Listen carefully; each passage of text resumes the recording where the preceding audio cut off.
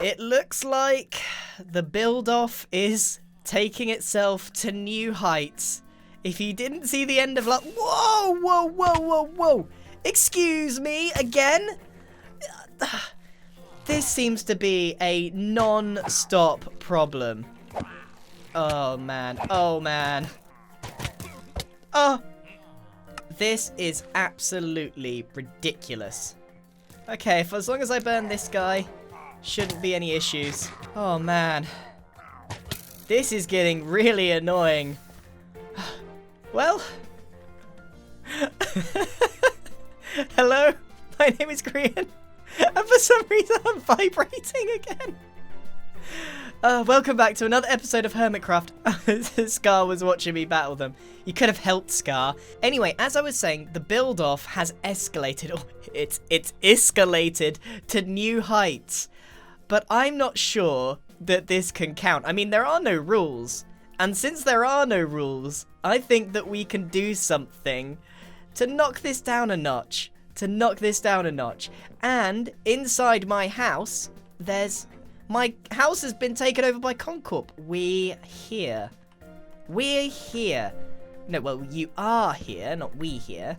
No, you don't get to claim my house, Concorp. Thank you very much. But if we go inside... Grian! No! No, Grian! How? He's a zombie! He's a zombie! Oh, man. Not like this. Hold on, I did actually plan for this eventuality. I just don't know where I put it. I'm pretty sure I had the bits that I need for this. Oh, this is annoying. Hold on, I've got an idea. Let's, There we go. You stay there, zombie Grian, because I'm pretty sure I had a potion of weakness and all the things that you need to cure a zombie with, but, I seem to have lost it. Alright, well, Villager Grian, I'm afraid you're gonna have to just stay there for a while until I can cure you. Don't know how this has happened to you. Clearly a zombie has got in. Maybe a baby zombie walked in when the door was open. That would make sense. But here's the thing, everyone. There was another villager in here, and he's vanished along with all of the other villagers. Surprise, for the third time. So I have a feeling we have a problem with apart from this guy. He's still going. He's still going. And, oh. Oh, do you see that up there? Hold on, can I zoom in even further? So that's what that meant by we here. Scar has arrived. Look at that.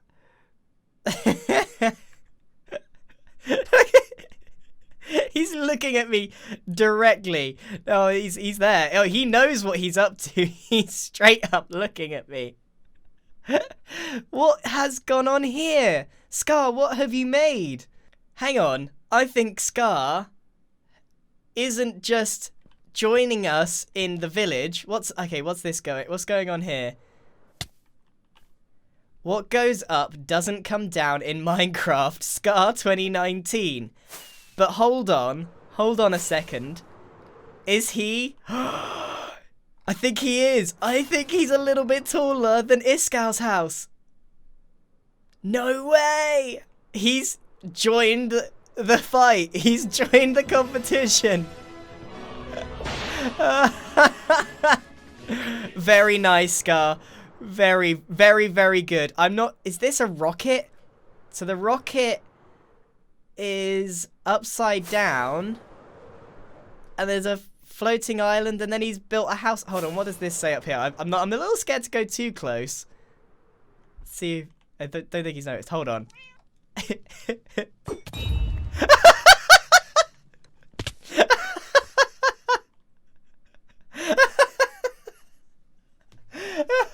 Oh, I'm sorry, Scar. I'm sorry, I couldn't help myself. Oh, man. I bet you he jumped out of his skin. Right, it says Concorp Highway. No, it is Concorp. It's not just Scar. This is a Concorp machine. The Concorp guys have officially joined our little build-off by the looks of things. Concorp highway in the sky. I better go and get I better go get Scar's stuff. Oh no, he's there. He's good. Sorry, I couldn't help myself. He's giving me a flower. Well, now I feel terrible. One of my favorite things to do in Hermitcraft is scare Scar because he just jumps. Honestly, he just jumps at everything. It's so funny. This is an amazing build, by the way, Scar. Absolutely amazing. So, officially, we have a bit of an issue. Scar has got a big air gap here, and so does Iskall, but I think Iskall actually has a much larger gap here than Scar does. This does interrupt my plans, but I'm going to stick to what I was going to do. Okay, so my plan is to bring Iskall's house down a notch, and I think they should go, since there's no rules, since there was no rule stating that he could go up, I don't see any rule stating that I can't bring him back down. So as you can see, I've got a bunch of grey concrete, and what I thought I would do with this grey concrete is build an anvil and attach it to Iskall's house and drag it back down, weigh it down. Scar just says what goes up doesn't come down in Minecraft. I'm about to prove him wrong and completely bring Iskall back down to earth from his base. Now remember, there are no rules, so there's no point getting mad at anybody at this whole thing. There are no rules. Since he decided that he was going to be cheeky and add a big gap of him having a floating house, we are going to do the same line of thinking to bring him back down. Now, this shouldn't take too long, the anvil part, but dragging that house down, well, that's going to involve quite a few hours of building. I think Iskall said that that house took him 8 hours to build, so it's going to take me likely the same amount of time, because what I'm going to do, I'm going to destroy it, all of it, and I'm going to build it block for block, attached to the anvil on the floor. And this is going to take a long time, so let's start a big time lapse, shall we? It's only going to take about a minute, but I thought I'd time-lapse it anyway. Obviously, this takes a lot longer than what you see in the video, so I thought I'd be clever here. I said I was going to drag this down in my last episode, and I literally meant it. But obviously in Minecraft, I can't just attach an anvil to the bottom and it will just sink to the floor. No. To make it look like that's happened, I have to recreate this.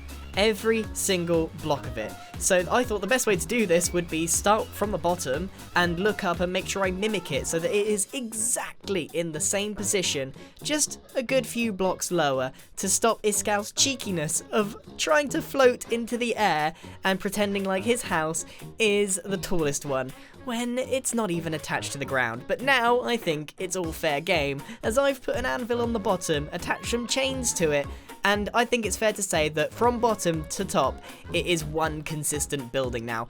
You don't need to thank me, Iskall. It's okay. This one's for free.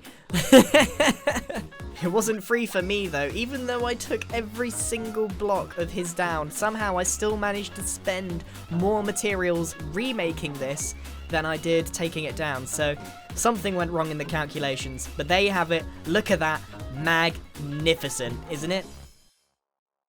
And there we go, the final thing is done. Making this was a lot more difficult than I initially thought, because this balloon, well, I wasn't about to make it exactly block for block, but I did manage to count at least the shape size. So it's exactly the same height, it's 15 blocks tall, and then it goes 5 blocks out in each direction, so it is the same size, it's just not exactly the same composition. However, I still think it looks relatively the same. It's a big ball of wool, and despite my best efforts, I've attached an anvil to the bottom. I think, you know, to be fair, I had to give a reason why I've dragged this island down, and I have attached an anvil to the bottom so that gravity can do its thing.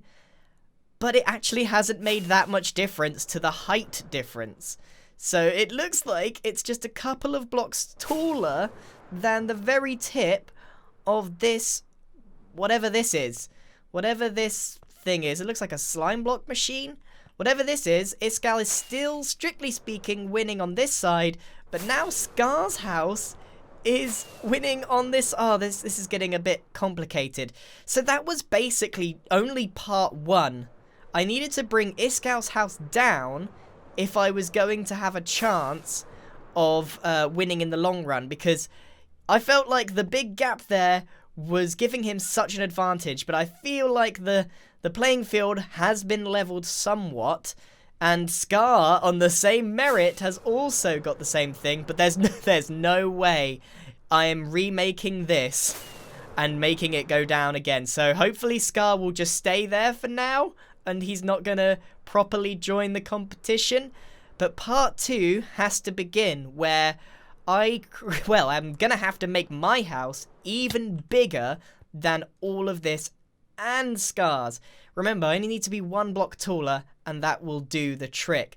But that looks way more even, in my opinion. Look, the top of this house is in line with almost the top of the platform and the top of my house.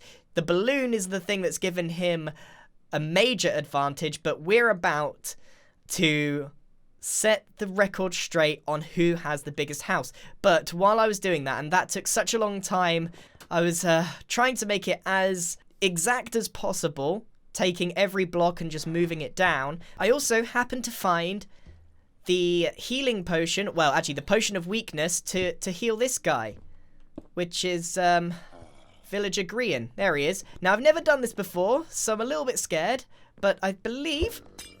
Oh, please tell me that hit him. And then... I think that's it. And now he should turn into a villager. No? I gave him a golden apple. I gave you a golden apple! Why isn't he changing back? I don't think the shaking is part of the healing process. It's like he's got the shivers, like he's just taken a potion that's making him better. But I don't know. I think maybe we have to just wait it out. There's still red particles around him, so until those red particles go away, I'm still thinking that this is working. I've never done this before, and it probably won't be the last. Oh my goodness, it worked. But he lost his head. And his name tag. Oh no. Oh no. He's still called Grian, it's just hidden, but he's definitely lost his head, and he's also changed professions now. It's been totally reset, and he's giving me such a good deal. This is such a good deal. Okay, so that obviously quite strangely reset some things, but he is still villager Grian, technically speaking. Fortunately, I keep a stock of my own head. You never know when you're going to need a stock of your own head. It's come in useful more than once. We've cured you, but now we need to make you right. Are you ready, villager Grian? There we go. Everything is right with the world. Now that that's out of the way, I need to continue with this rather lengthy task of becoming the best and biggest house in Sahara Street. Well, I guess it's beyond Sahara Street now. I think it's in the entire Hermitville.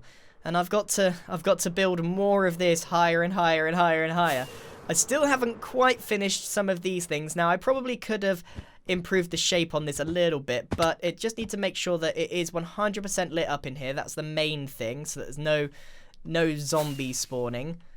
And on Iskall's, he had a bunch of end rods on the bottom here, so I'm just going to make sure that I'm going to add that. Probably not the best way to do this, because these are like, oh no. There we go, that should do it. That provides the little bit of like, I think they're like the strings to some of the balloons. I'm not entirely sure, but I just want to make sure that most of the build is pretty much the same. It looks a little bit more like a hot air balloon, but overall I ended up using more wool than was there originally. So yes, it's not exactly the same, but I'm pretty sure that looks good. That looks nice. It looks roughly the same, and it's still the tallest house, but not for much longer. So let's start building this. Now, I really need to think very carefully about how I'm going to tackle this, because it's already a pretty delicate operation at the moment. I could attach something here, or I could go from here. It's going to be... yeah, it's going to be difficult. It's going to be difficult. Either way, I've prepared about as much spruce as I can, and what I might do is what I did last time, which is make the actual shape of the build and then detail it at another time. So I'll get all the shape down and get the height, and then next episode I can detail it. So let's begin. Right, we're doing another time lapse. Obviously this video was set into 2 parts, bringing Iskal's house down and then building mine up. That doesn't happen very often, that I do 2 really long time lapses. Of course, they're not long to you, they're long for me. So what I've decided to do is build up the house exactly the same style as before, but what I didn't realise was I had quite a long way to go. I thought I was doing quite well, so I kind of worked from the top and the bottom at the same time to try and meet them in the middle, because I knew I only had to get 1 block taller. I thought I could sort of cheat a little bit by using just a really big tower in the middle so that I didn't have to build too much of the houses and like all the different parts of it all over the place. So I only just had to tip the very top of it over the edge, and it worked out quite well, and I'm going to detail that later on. I may have just finished this time lapse, but Ren has decided to go AFK, and immediately, I didn't even say anything to Impulse, but both of us at the same time made this. And there we go. Now all we have to do is add a little button. Oh no! Oh no, I forgot! I forgot! He's back! Well, it didn't go exactly to plan. This aggression will not stand, man. This must be really annoying for him, though. He can see, and now he can't. Oh, you must know never to go AFK. Especially in Hermitville, there's so many people here. Well, now that that's done, take a look at this. Now, obviously, the detailing's not done. That takes extra hours, but I spent a good amount of time making this, and it was a lot taller than I thought it needed to be. And that was because my plans got a bit scuppered by scars. But if you check this out, it is taller even if it doesn't look like it. So standing on this is 162 on the Y coordinate, 162 blocks high. And mine is, if I can, oh, I almost managed to land on it. And mine is 163.5 because it is a fence block. So I am 1.5 blocks taller than the other, well, the current leader, which is Scar. So I now currently hold the position of biggest house on Sahara Street, or in Hermitville on the server. And it only took me 6 hours straight of building, bringing Iskal's house down a notch, which took forever, and then building mine up. I still think mine could do with a few improvements, but oh my goodness, this is amazing. I think my favorite angle for this is this side. I think it just works really, really well. I don't know. I think maybe this middle bit's too centralized. I should have made it go off to the side and have it like dangling. So I might change it up a little bit when I detail it, but I think that is more than enough building for now. This is a project that has gone a little bit out of hand. It really has. And I also think that we should do something to stop Mumbo, because this is clearly going to launch. And I don't know if that counts, but I don't know what else we can do. We could try and stop him, but my house is too far away. I should have built it like steadily over and over and over and leant over the side there. Maybe I'll do that in my next episode. I'll sort of bring it over. I mean, this could be just one peak. If I need to go taller, which I'm sure it will, what I'll do is I'll just extend it this way, and then I'll block Mumbo's, and then it will stop even higher there. You know what? That is definitely what's going to happen, because we're going to have to start planning ahead for this. With Scar here, with Iskal, he's going to want revenge. This is going to be a build-off that I don't think anyone saw coming, but the stakes have never been higher. I don't know what the stakes are, but, well, the houses are. The houses have never been higher. But either way, we currently hold the top spot. And my goodness, do I need a break from Hermitville now.